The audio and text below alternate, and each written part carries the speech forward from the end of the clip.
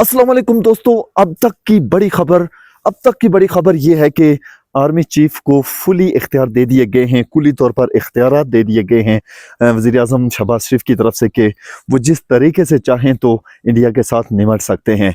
अब army chief साहब आपके इख्तियारात में सब कुछ आ चुका है। अब कोई बहाना जो है वो नहीं बनाइएगा प्लीज़ कि ये हो गया वो हो गया। अब अमेरिका की तरफ से हमें ये पैगाम हुआ है कि जंग को रोक दिया जाए, अमन जो है वो कायम रखा जाए, सलामती कायम रखी जाए। तो बिल्कुल ऐसी कोई चीज़ हम नहीं सुनना चाहते। आपके पास मौका है, मुंह तोड़ जवाब दीजिए और भरपूर तरीके से जवाब दीजिए ताकि दुश्मन को दोबारा किसी सूरत में भी आंख उठाकर देखने की जरूरत ना हो। आज की रात के लिए मेरा यही पैगाम है, बिलखुसूस कश्मीरी अवाम के लिए जो खास बॉर्डरों के करीब करीब रहते हैं और इंडियन आबादी के सामने जो है वो आबादियाँ मौजूद हैं। तो उनके लिए यही कहूँगा कि वो आज की रात गहरी नींद तो बहुत दूर की बात है, वो आज की रात अगर जाग कर गुजारते हैं और हल्की नींद में सोते हैं तो उनके लिए सबसे ज़्यादा अच्छा है।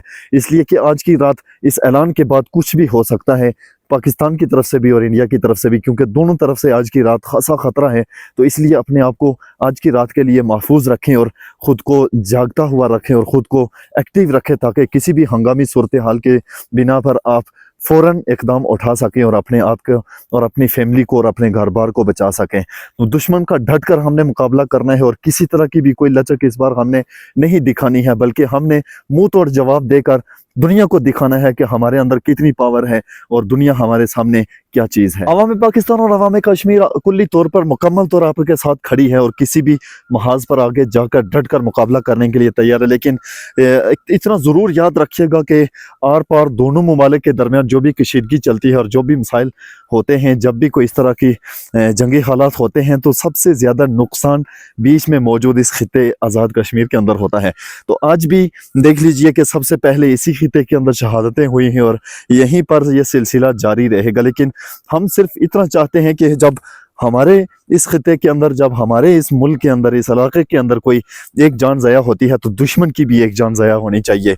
हम ये कहते हैं कि अगर दुश्मन हमारा एक मदरसा, हमारी एक मस्जिद शहीद करता है तो उसका भी एक मंदिर जो है वो ख़त्म होना चाहिए, तबाह और बर्बाद होना चाहिए। जब दुश्मन कोई एक बम गिराता है तो उसके बदले में हमारे 4 गिरने चाहिए।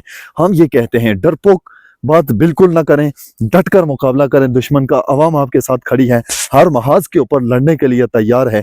इसलिए किसी तरह की भी लचक दुश्मन को नहीं दिखानी, हमने किसी तरह की भी दुश्मन के साथ कोई रियायत इस दफ़ा हमने बिल्कुल नहीं बरतनी है, बल्कि डट कर दुश्मन का हमने मुकाबला करना है। कश्मीर के लोगों का जो शिकवा है वो बिल्कुल जायज़ है, मुकम्मल तौर पर मैं समझता हूँ कि वो हक बात करते हैं। इसलिए कि जब भी कोई नुकसान उठाना पड़ता है तो बीच में मौजूद इन लोगों को उठाना पड़ता है।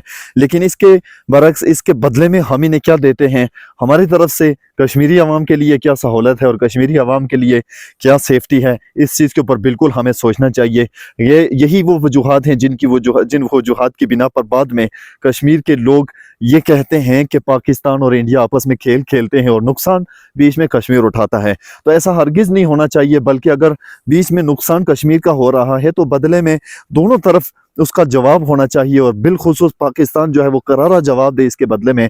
इंडिया को मानते हैं कि अभी उसने इंडिया के तैयारे गिराए हैं, बहुत सारा नुकसान और भी किया है, लेकिन जान के बदले जान होनी चाहिए, इदारे के बदले इदारा होना चाहिए, शहरी आबादी के बदले शहरी आबादी होना चाहिए।